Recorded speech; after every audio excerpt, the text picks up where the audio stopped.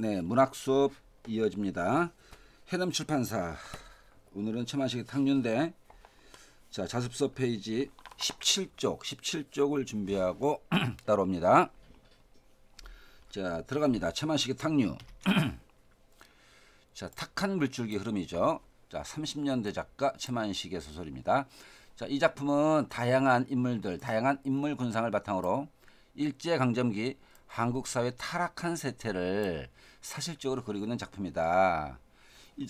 이 작품이 고전 소설 심청전이 희생적 인물, 심청이 스토리죠. 그 탕류에도 희생적인 딸 초봉이 사연이 나옵니다. 그 당시 타락한 세태에서 한 인물의 그 몰락 과정을 다루고 있는 건데, 뭐 심청전은 몰락은 아니지만 희생 캐릭터라는 점에서 비슷합니다.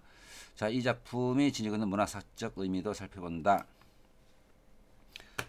자, 도움말 봅니다. 탕류 단어의 사전적 의미는 흘러가는 흐린 물, 탁한 물이죠. 자, 그 당시 시대 상황을 알려주는 것입니다. 작품의 제목은 주제의식, 내용 암시 한다는 점을 염두에 두고 유유히 흘러가지만 막지 않고 혼탁한 물줄기에서 인간의 어떤 삶을 떠올려볼 수 있는지 생각해 본다. 자, 삶의 환경이 이렇게 혼탁하다. 사회 환경이 부정적이라는 겁니다. 자, 앞부분 줄거리 들어갑니다. 자, 군석이었던 작품 속의 아버지 정주사가 참 문제가 많죠. 직장에서 도태되고 미두가 쌀을 놓고 노름하는 겁니다. 이 투기 노름에 빠져 가산을 탕진한다. 정주사 딸 주인공 초봉입니다. 아름답고 순수한 처녀로 집안이 어렵게 되자 아버지 친구인 박재호가 운영하는 약국에서 일합니다.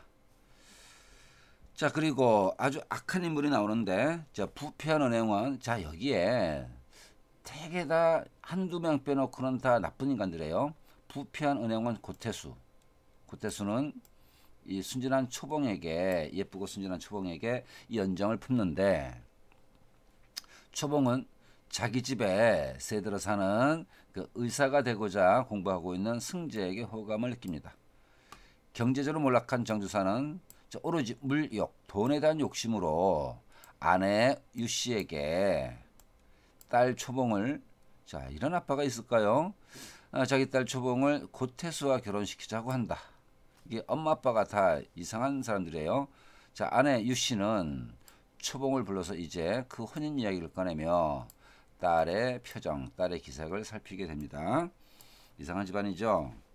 자, 본문 내용 들어갑니다. 자, 엄마 유씨는 자기 뜻대로 일이 잘 진행이 되지 않아서 그런지 부화가 납니다. 자, 부화. 자, 아주 분해하는 마음이죠. 노여하는 마음, 분한 기운. 그 부화를 사귀느라고 한동안 잠자코 바느질만 하다가 이윽고 목소리를, 자, 속으로는 뭐가 부글부글 끓고 있는데 겉으로는 목소리를 훨씬 부드럽게 해서 이야기를 꺼내놓습니다. 이야기가, 얘야, 너가 시집 가야 되겠다. 우리 집을 살기 위해서, 이런 얘기죠. 그리고 이건 말이야, 아직 너한테까지 할 건 없지만 기왕 마련한 길이니 그 사람이, 이게 고태수죠. 그 사람 고태수가 이렇게 하기로 한다더라 하면서 고태수가 초봉이를 데려가면서 이 집에 뭘 이렇게 주기로 한 그 내용을 얘기합니다. 자, 고태수의 제안, 혼수 비용을 자기가 말끔 100%다 돼서 하기도 하겠지만 혼수 비용 걱정 마라 라는 얘기. 또 우리가 이렇게 간구하게 가난하고 구차하게 지낸다니까 아원 그래서야 어디 쓰겠냐고. 그럼 이제 혼사라 먼저 치르고 나서 자기가 돈을 몇천 원이고 당시로는 큰 돈이었죠. 자, 유씨는 그 액수 몇천 원이라고 액수를 분명히 말했다. 돈을 많이 준다는 것을 강조하는 거죠. 그렇게 되어 드릴 것이니 너희 아버지더러 뭐 점잖은 장사나 해보시란다고, 이렇게 고태수가 하는 말을 전달한 겁니다. 결국은 돈 문제죠. 아, 그렇게 한다구나. 그렇다고 너라도 혹시 애비가 뭐 이런 생각을 하지 않나. 사위 덕에 호강을 하려고 딸 자식을 부둥부둥 부득부득 우겨서 부잣집으로 떠밀어 보내려고 하진 않는 거 하고 싶어. 어찌 그런 생각이 들는지 모르겠다마는, 자, 아가야 네가 혹시 돈을 받고 딸 자식 보내는 엄마가 아닌가, 부모가 아닌가, 이런 생각이 들지 모르겠다마는, 어찌 설마 한들, 설마는 설마야, 실제로 이 부모는 그런 사람이죠. 백만금을 준다기로서니, 자, 이렇게 또 핑계대는 거죠. 백만금을 준다 해도 그 남자가 안 좋으면 우리는 안 보내라는 거죠. 글쎄요, 어떤 사람들일까요? 백만금 준다면 딸 뭐 10명이라도 보낼 부모들이잖아. 자, 백만금을 준다기로서니 당사자 되는 사람이, 그 결혼할 남자가 사윗감이 흠이 있다든지 또 꺼림칙한 구석이 있다면야 마른 하늘에 벼락이 내릴 일이지. 이게 청천벽력이라 그러죠. 마른 하늘에 날벼락, 청천, 마른 하늘, 날벼락, 병력, 청천벽력 알죠? 벽력 잘 안 써진다. 병력. 자, 뭘 강조하죠? 그 남자 괜찮다는 얘기죠. 흠이 없다, 꺼림칙한 구석이 없다는 거죠. 그런데 고태수는 여러 가지로 도덕적으로 안 좋은 인간입니다. 어쩌면 너를 그런 데로다가 이 애미가 보낼 생각이늘 하겠느냐. 엄마 아빠가 보증하는 신랑감이란 얘기입니다. 그저 첫째로는 너를 위해서. 자, 이것도 의심스럽죠. 너를 위해서는 혼연이요. 그래, 네가 가서 고생이나 안 하고 호강으로 살기로 하려니와, 자, 네가 시집 가서 잘 살게, 호강하며 살게 하려는 것이다. 너를 위한 것이다. 또 그 사람이 미천이라도 대줘서 장사라도 하면 그게 그다지 나쁠 일이 없지 않느냐. 자, 이렇게 1차적으로 너를 위해서 부모된 입장에서 권유하는 것이다 라는 식으로 말을 합니다. 자, 이렇게 유씨는 바늘 귀를 꿰는 채 하고 잠깐 말을 멈추고 딸의 기색을 살핍니다. 아, 글쎄 얘야. 유씨는 다시 바늘을 돌리면서 음성은 벼랑간 처량하다. 자, 뭔가 좀 호소하는, 애타게 간절하게 말하기 위해서 처량한 척하는 거죠. 자, 너도 노상 늘 그런 걱정하지만 네 아버지 말이다. 아버지 불쌍하잖아. 돈도 못 벌고 그게 하고 다니는 꼬락서니가 그게 사람 꼴이 되냐. 요 전날 저녁에도 글쎄 옷 두루마기 고름이 뜯어졌어. 그걸 다시 달아달라고 내놓더구나. 짐작컨대 아마 누구한테 멱살 제비를, 자, 이 그 정주사, 아버지 정주사가 이러저러하게 빚을 많이 졌어요. 그래서 길거리 나다니다 보면은 빚쟁이들이 와서 야, 이 사람아, 뭐 이렇게 욕을 하면서 멱살 잡고 이렇게 여러 가지로 이렇게 치욕스러운 일을 많이 당합니다. 누구한테 멱살잡이를 당하는 치더라. 말은 안 해도. 자, 아이고 그 회초리같이 빈차리, 회초리같이 바싹 야외 가지고 제대로 먹지도 못하고 꼬락서니가 그래요. 소 갈 때 말 갈 때 안 가는 데 없이 온갖 곳을 다 다니면서 할 짓 못할 짓 다 하고 말이야. 자, 그런 봉역, 그런 뭐 욕스러운 일을, 욕된 일을 당한다는 거죠. 그 욕이나 당하고 네 아버지 살아가는 현재 삶의 상태가 이렇게 불쌍하다는 거죠. 그러면서도 한 푼이라도 물어다가 벌어다가 어린 자식들 먹여 살리겠다고. 자, 그렇게 네 아빠가 이렇게 그런 꼴을 당하면서도 자식을 위해서 다니고 있단다. 에휴, 생각하면 애처롭고 눈물이 절로 난다 하면서 초봉이가 이런 면에 관심을 가지고 마음을 그렇게 가져주기를, 자, 호소하는 거죠. 인정에 호소하는 겁니다. 눈물이 난다는 유씨는 사실은 말로는 눈물이 난다 하지만 실제로는 안 그래요. 맹숭맹숭 뭐 눈물방울 맺히는 흔적도 없어요. 자, 겉으로만 슬퍼하는 척하는 거죠. 자, 겉다르고 속다른 겁니다. 되게 이런 캐릭터 이런 사기꾼 캐릭터가 말은 그렇게 성찬일수처럼 해도 마음은 이렇게 참 냉정한 사람들이죠. 자, 초봉이가 자 딸을 향해 설득하는 엄마인데 고개 숙인 채 눈물이 좌르르 쏟아진다. 그것은 아버지를 가엾어하는 눈물이기도 할 것이다. 이게 동그라미 1. 초봉이가 눈물을 흘리는데 엄마 얘기를 들으니까 아빠가 불쌍하죠. 자, 그것도 있고 그러나 노상 늘 그것만도 아니다. 자, 그러면 왜 눈물을 흘리는가? 엄마가 하는 말을 듣고 이 착한 효녀 초봉이는 마음속으로 어쩔 수 없이 우리 집을 위해서, 우리 집안을 위해서 태수한테 가야 되겠구나라고 생각하는데 마음속에 그 정인, 마음속에 연인이 있죠. 승재입니다. 자, 봅니다. 그는 자, 초봉이는 엄마한테서 결혼을 하면 태수가 장사미천으로 돈을 몇천 원 대줘서 부친이 장사 같은 것을 하게 된다는 그 말을 듣고는 초봉이가 착하니까 효녀니까 다시는 더 여부 없이 의심할 여지 없이 태수한테로 뜻이 기울어져 버렸다. 자, 엄마 아빠의 그 제안을 받아들이겠다는 거죠. 그 상황상 어쩔 수가 없잖아. 자, 그거야 태수가 미리서 마음을 동요시킨 것이 없었다고 하더라도, 즉 무슨 말이야? 태수로부터 직접적으로 그런 얘기를 듣고 결혼하자 말을 듣고 초봉이가 마음이 움직인 것이 아니다. 그렇다 하더라도 그만한 조건이고 보면 태수가 우리 집에 해주겠다는 그런 조건을 보면 필연코 응낙을 안 하지는 못할 초봉이다. 자, 집안 형편상 태수의 제안을 받아들일 수밖에 없다는 거죠.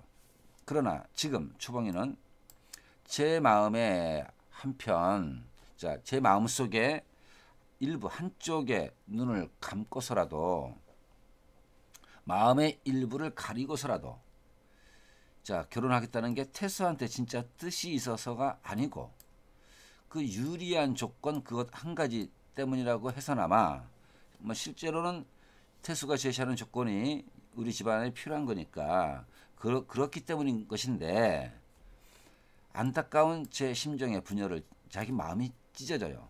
그것을 짐짓 위로하고 싶을 만큼 또 한편으로는 진짜 마음속의 애인 승재한테 커다란, 자, 미추칩니다. 승재한테 대하여 커다란 미련과 민망스러움이 간절했다. 이거 동그라미 2번. 지금 현재 눈물을 흘리는 이유가 앞에 나온 것처럼 아버지가 가엾어서 흘리는 눈물이기도 하고 또 하나는 승재한테 미안해서 그런 것도 있는 거죠. 자, 그러나 자, 가령 그렇듯 자, 박절하게 쌀쌀맞게 자, 이 박절하게는 마음을 크게 쓰지 않는 것이죠. 자, 옹색스러운 회포를 꺼내지 않더라도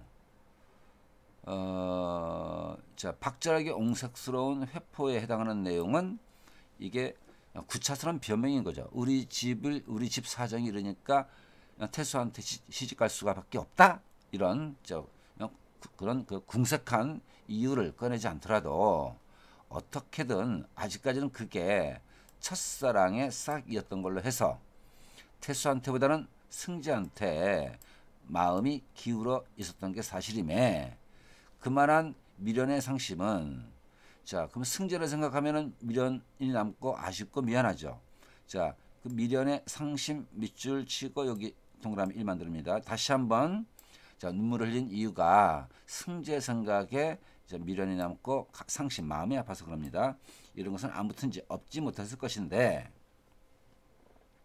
마침 그에 겹쳐서 엄마 유씨의 그 눈물만 안 흘리지 비극배우, 슬피게 하는 비극배우 여대치게 능가하게 그 능청스러운 셰리프는 당시 일본말로 말할 때 대사입니다. 대사 처리하는 거. 엄마가 배우 뺨칠 정도로 능청스럽게 말을 해 놓으니까 또한 비감의 거리가 비감은 슬픈 감정의 거리라고 하죠. 발음은 슬픔을 줄 만한 거리, 건수. 자, 이게 두 번째입니다.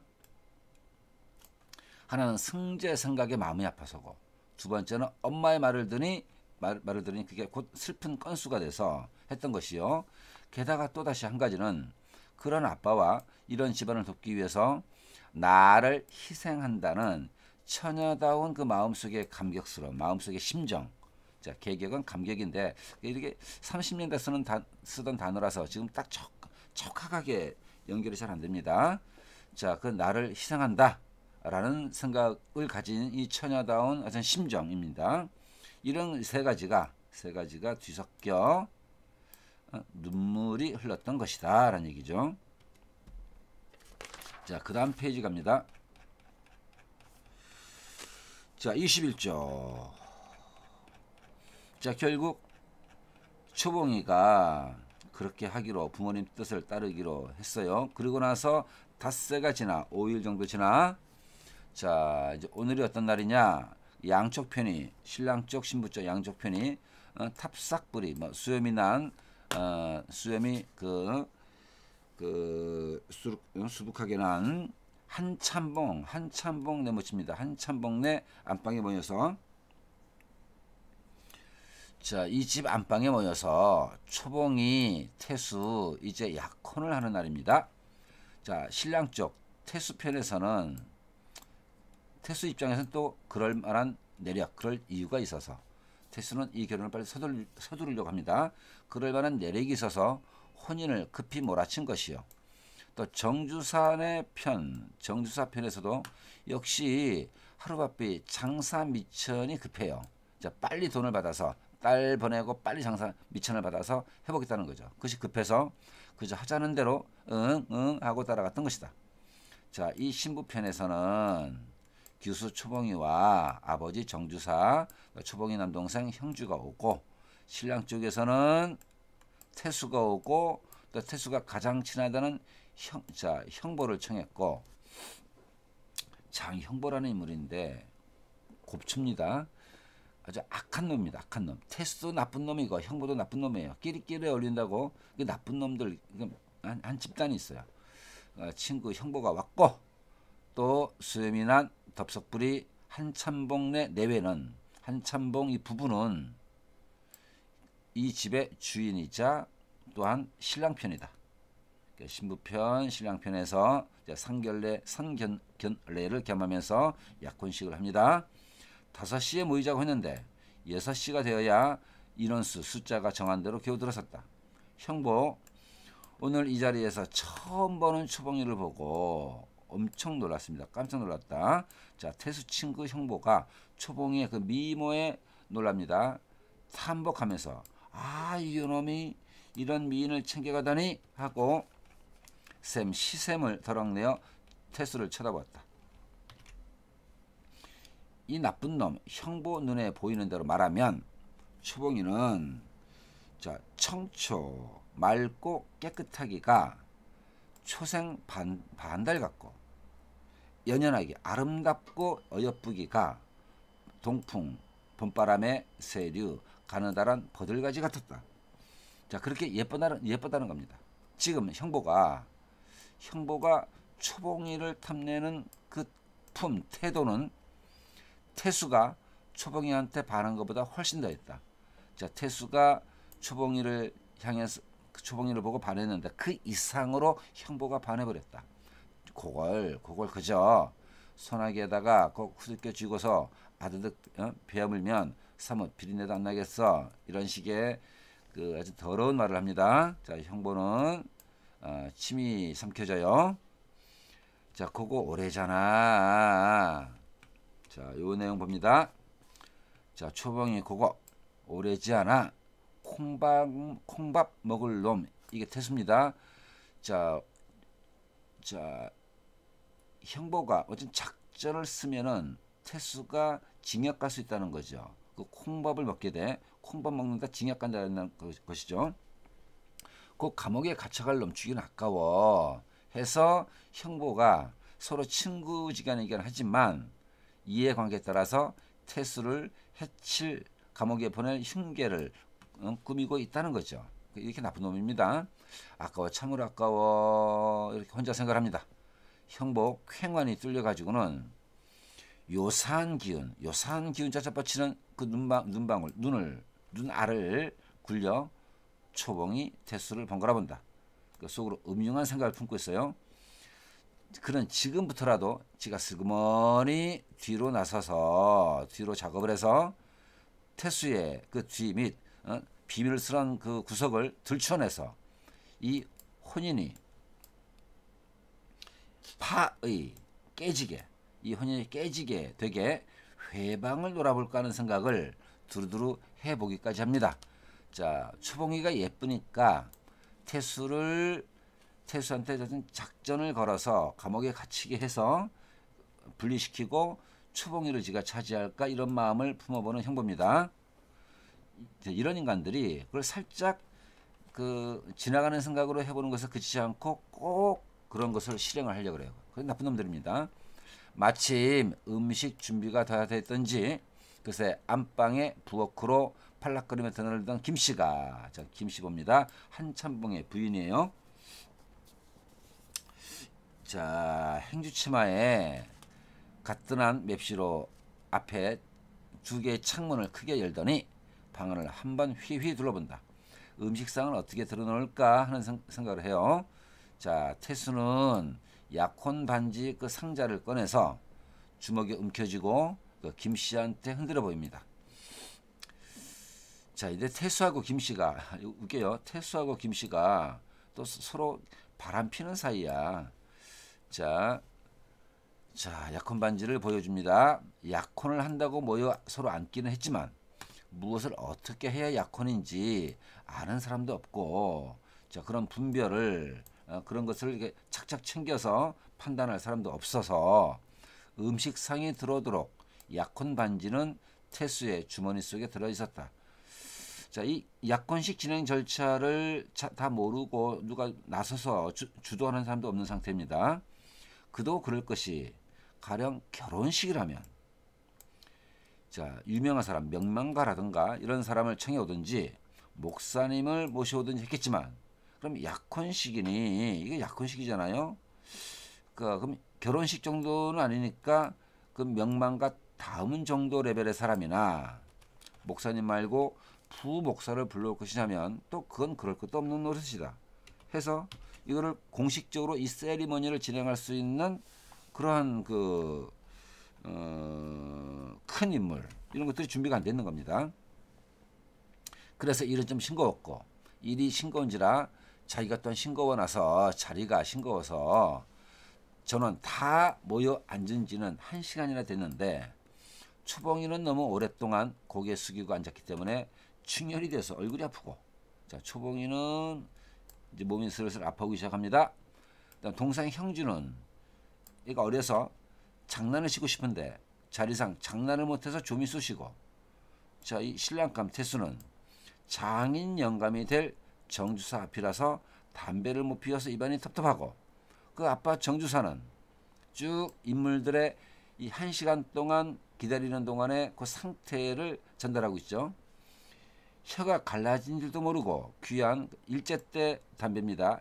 해태표 담배를 연신 갈아 피우면서 그 탑석불이 한참봉에게 옛날 우리 조선의 사신이 상국에 송나라 명나라 큰 나라에 갔다가 글재주와 꾀로 거기 사람을 혼내주었다, 이런 자리에 어울리는 얘기를 하고 있으되, 자, 또 이런 자리가 자리인지라 탑석불이 그 한참봉이 그 묵은 셈 오래된 빚입니다. 한참봉이 정주사한테 돈을 빌려준 적이 있어요.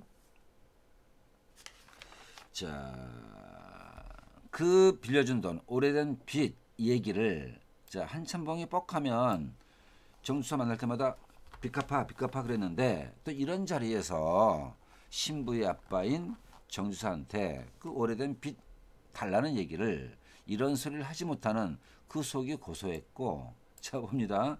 다른 자리 같으면 당장 한참봉이 돈 내놔 그랬을 텐데, 이런 자리니까 한참봉이 돈 내놔라란 말을 하지 못하고는 그 표정이 누구에게는, 정주사에게는 고소했겠죠. 그 다음에 한참봉은 이렇게 심심하게 앉아 있으니, 이럴 바에야 뭐 이 사람 그 장사하는 사람인데. 자, 아이놈한테 맡겨 들어온 가게나 나가볼까 이런 생각. 또 정주사와 장기를 한판 두든지 하고 싶었고, 다 이 자리에 집중하고 있는 사람이 없는 거죠. 다 딴 생각을 하는 거야. 그 다음에 한참봉의 아내 김씨는 아랫목에 태수와 나란히 앉아있는 초봉이를 보니까 일찍이 내가, 이게 김씨입니다. 자, 이런 표현 봅시다. 내가 태수와 누웠던 자리. 그러니까 김씨하고 태수가 그냥 바람피는 부족한 사이였다는 얘기죠. 이제는 네가, 이게 초봉입니다, 앉아 있구나 하는 그 시샘과 그 감개, 그런 심정이 없지 못했으나 한편으로는 안팎으로 드러나기에 이 음식 준비나 이런 것들을 다 김씨가 하는 거죠. 정신이 없었고, 그리고 형보는, 못된 놈 형보는 처음에는 초봉이 보자마자 너무 예쁘니까 태수를 감옥에 보내버리고 초봉이를 챙겨올 그런 작전을 써볼까라고 막 생각을 하다가 그렇게 와락 이 혼인을 회방 놀아볼까 하는 궁리도 해봤지만, 해방을 논다는 게 어려운 것이 아니라 그게 자칫하다간 막 섣불리 초봉을 차지하기 위해서 급하게 움직이다 보면은 크게 찾는 호랑이한테 불침 놓는 일, 괜히 건드려서 문제를 일으킬 수 있는 그런 것이 되겠다 싶어서 생각을 돌려먹었다 바꿨다. 만일 자 태수와 파혼이 되고 보면, 약혼이 깨지게 되면 이 계집의 초봉은 도로 처녀 상태로 제 부모한테 매어 있을 테요. 그렇게 되면 장차 어떤 다른 놈의 것이 될지언정 형보 자기가 손을 대기에는 지 처지로는, 이게 못생기다고 곱춥니다. 자, 제처리로든 처지로든지 또는 연주로든지 어떤 뭐로 보든지 지난 지극히 어려운 일이나, 자, 태수하고 약혼이 깨지게끔은 할 수 있는데, 그렇다고 초봉이가 자기 차지가 될 것인가?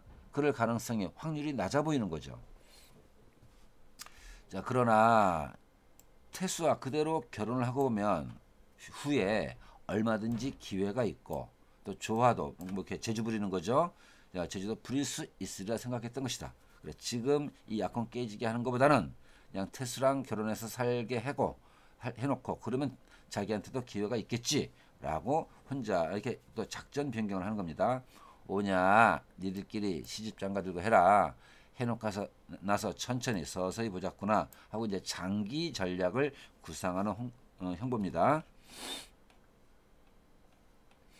자, 형부는 아주 이렇게 늘어진 배포를 좀 여유 있게 그런 계획을 짜기로 했다. 그는 꼭 처녀라야만 한다는 것은 아니었다. 자, 그러고 나서 그는 시치미를 뚝 떼고 앉아 그동안 들은 풍월로 이렇게 이러저러하게 들은 그 세상 소식으로 강 건너 장항이 있는데 축항 항구를 만들게 되면 크게 발전이 되고, 자, 그러는 날이면 이쪽 군산이 망하게 된다 하고 태수한테 그런 이야기를 시부렁거리고 있고, 속마음을 감추면서 이제 이 동네 세상 돌아가는 얘기를 하고 있는 것이죠. 자,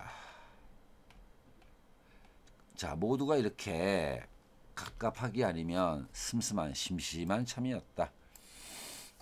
자, 상황이 좀 묘하죠. 약혼식이라고 모였는데 뭐 절차는 진행이 안 되고 서로 멀뚱멀뚱 앉아서 1시간이나 지났어요. 그러던 중 그 한참봉의 아내 김씨가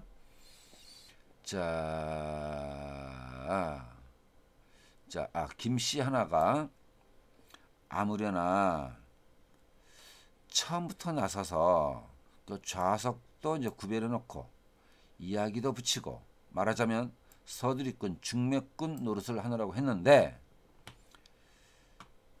자, 약혼식 할 때 반지를 주고받는데, 반지를 주고받는다라는 약혼식의 그 필수 조건은 이런 촉망 중에 매우 급한 중에 깜빡 잊어버리고, 이게 약혼 반지 교환 행사를 까먹고 있어서요. 그래서 마침 자 이거 약간 웃깁니다. 그놈의 반지가 자 반지를 의인화시켰어요. 여보 나도 한번 봅시다. 나도 이 자리에 좀 참여합시다 하는 듯이 출반주를 했던 것이다. 말을 이게 먼저 꺼냈어.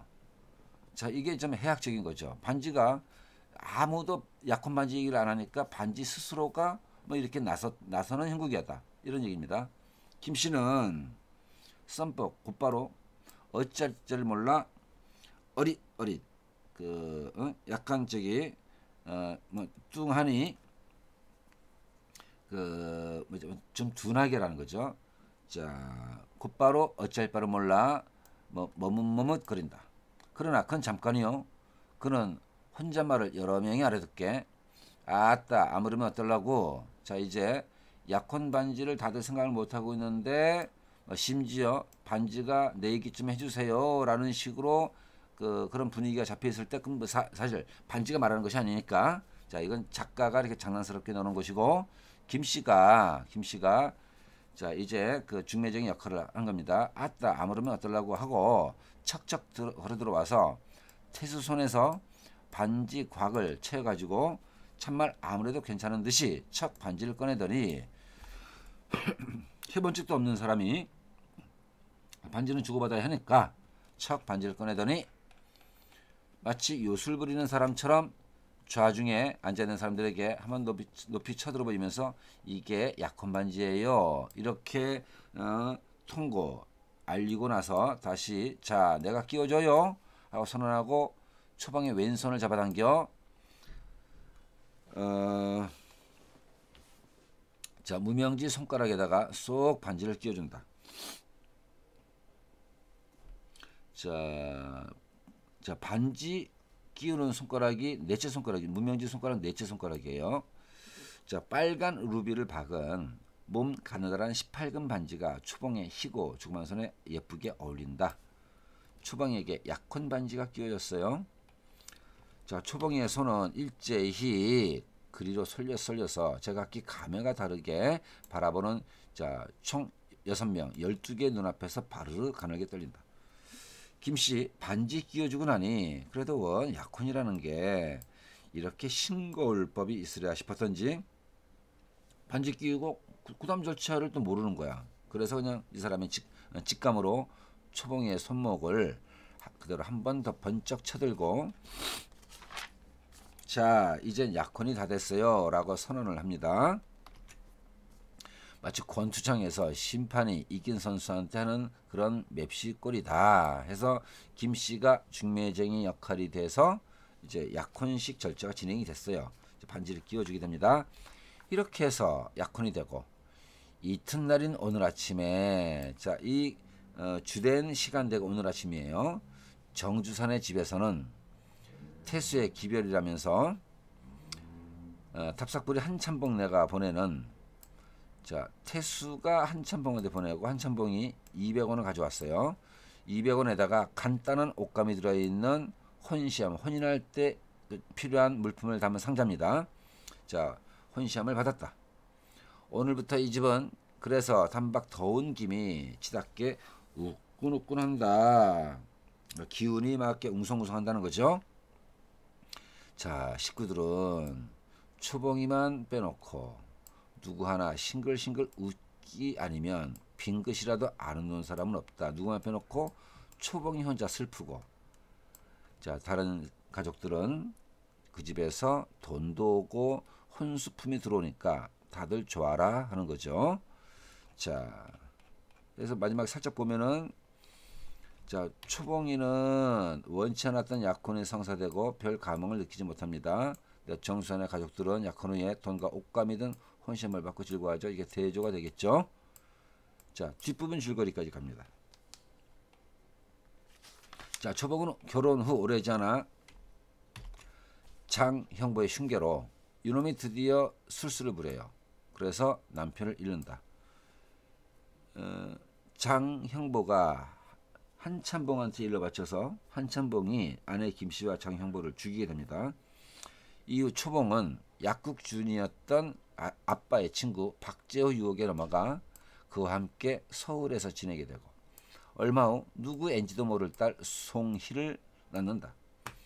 어느 날 쌀도박 미두와 고리업으로 부자가 되어 나타난 장형보.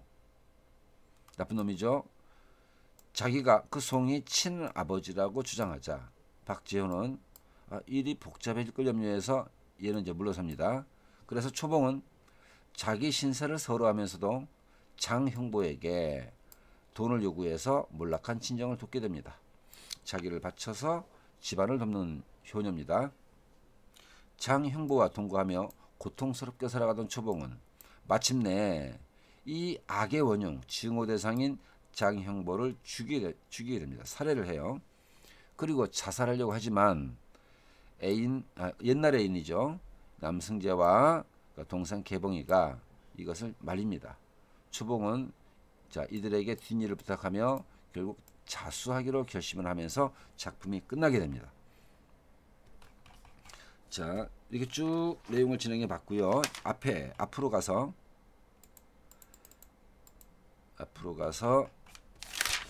자, 우리 어디로 갈까? 자, 17쪽으로 다시 올라갑니다. 자, 17쪽으로 가서 17쪽 오른쪽에 작품 정리 있어요. 전체 정리를 해봅니다. 자, 이 소설 아주 긴 장편 소설입니다. 자, 작품 정리 보이죠?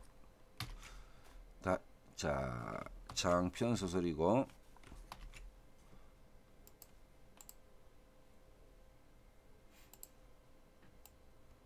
당시 30년대 일제강점하 금강 일대를 놓여 살아가던 사람들의 삶의 모습을 다룬 세태소설입니다.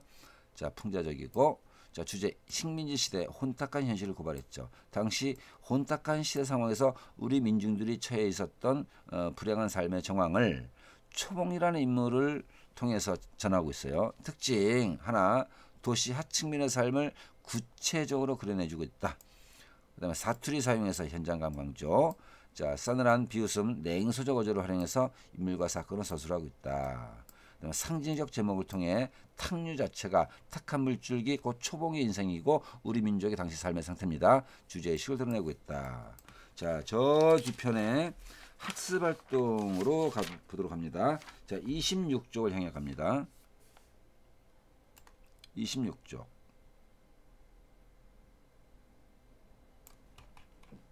학습활동에 몇 개 살펴봅니다.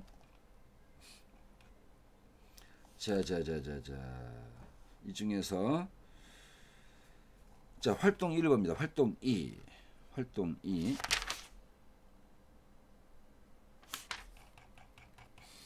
2 보면은 이 탕류 앞부분에 나오는 금강서술 부분입니다. 자, 이 중에서 한번 쭉 보면서 초점만 챙겨봅니다. 자, 금강. 자, 이 강은 물줄기가 중동께서 남북으로 납작하니 째져 가지고는 아주 재미있게 벌어져 있음을 알 수 있다. 자, 그 다음에 쭉쭉쭉 이 금강의 물줄기 흐름을 쭉 얘기합니다. 자, 이 중에 여기까지가 백마강이라고, 이를테면 금강의 색동이다. 자, 색동은 소매에 붙이는 그 염색한 천입니다. 자, 금강의 색동이라 볼 수 있는 게 백마강인데, 이 백마강 여자로 치면 금강의 입구 쪽을 말하는 겁니다. 여자로 비유하면 흐린 세태 찌들지 않은 처녀 쪽이라고 하겠다. 자, 금강의 시작 부분이 백마강인데 이 백마강을 비유하기를 여자로 치면 흐린 세태 찌들지 않은 처녀 쪽이라고 했죠. 해서 옆에다가 초봉이라 씁니다. 초봉. 자, 금강이 시작 단계에서는 이렇게 탁하지 않은 맑은 물줄기였어요. 사람을 치면은 초봉이와 같았어요. 어려운 일을 겪기 전에 초봉이. 자, 그 다음에 그러나 그것도 부여 전후가 한창이지 강경쯤에 다다르면, 금강 물줄기가 강경쯤에 다다르면 장사꾼들의 흥정하는 소리와 생선 비린내 고요하던 수면의 꿈은 깨어진다. 곧 물은 탁하다 밑줄. 이 탁한 물줄기부터 여기가 금강이다는 거죠. 자, 중요한 게 금강 물줄기 시작 단계에서는 맑은 물이었는데 강경쯤에 와서는 이게 물이 탁해지는 겁니다. 자, 이렇게 애두르고 휘돌아 멀리 흘러온 물이 마침내 황해 바다에다가 깨어진 꿈이고 무엇이고 탁류째 탁한 물줄기째 얼러 쫘르르 쏟아져 버리면서 강은 이제 다 끝나고 강이 끝나는 남쪽 언덕에 대처 큰 동네가 하나 올라앉았다. 이것이 군산이라는 항구요. 자, 따라서 이 강물줄기가 군산쯤에 이르러서는 온갖 탁한 상태가 다 된 거죠. 이야기는 여기서부터 금강이 탁한 상태가 되어 도달한 군산에서부터 실마리가 풀린다. 이렇게 앞에 운을 띄워놨어요. 자, 그러면 가서 자, 본문에 제시된 이제 초봉이가 어려움을 겪어나가는 과정의 내용과 이 줄거리 참고하여 이 금강의 흐름을 초봉의 삶과 연관지어보자. 자, 처음에 백마강, 맑고 깨끗하던 금강의 입구인데 이 군산에 이르는 과정에서 탁하게 변하죠. 초봉의 삶도 금강처럼 이와 같은 금강의 흐름과 맥을 같이 한다. 초봉은 원래 아름답고 순수한 처녀였어. 하지만 집안이 빈곤에 허덕이게 되자 초봉이는 고태수라는 타락한 인물과 혼인을 하게 되고 이것이 불행의 씨앗이 되고 만다. 초봉은 그 후 장형보 계략으로 남편 고태수를 잃게 되고 마치 탁한 물에 허덕이는 물고기 신자처럼 고통스러운 삶을 살아가게 됩니다. 자, 이렇게 앞부분에 금강의 탁한 물줄기를 앞부분에 제시한 이유가 뭘까 봅니다. 이 작가는 자, 금강서수를 작품 서두에 배치해서 혼탁한 현실에서 파멸해가는 초봉의 삶과 점차 흐리고 탁해지는 금강의 흐름을 절묘하게 크로스시키고 있다. 작품 서두에서 제시되고 있는 금강 하구의 군산은 당시 1930년대 일제 수탈 현장으로서 인간의 욕망들이 고스란히 노출되는 공간이다. 작가는 이런 욕망들이 부딪히는 군산을 배경으로 일본의 경제적 수탈로 인해 우리 민족이 겪는 경제적 사회적 문제와 궁핍한 상황 속에서 개인이 파멸로 이르는 과정을 세밀하게 그려내고 있다. 그 열악한 환경에서 개인이 파멸한다는 거죠. 그럼으로써 군산이라는 곳에서 벌어지는 무수한 많은 일들은 마치 깨어진 꿈에 아름다웠던 꿈이 다 깨져버리는 거죠. 그것에 불과하다는 작가의 인식을 상징적으로 드러낸 것이다. 자, 심청전하고 비교해 봅니다. 자, 마지막에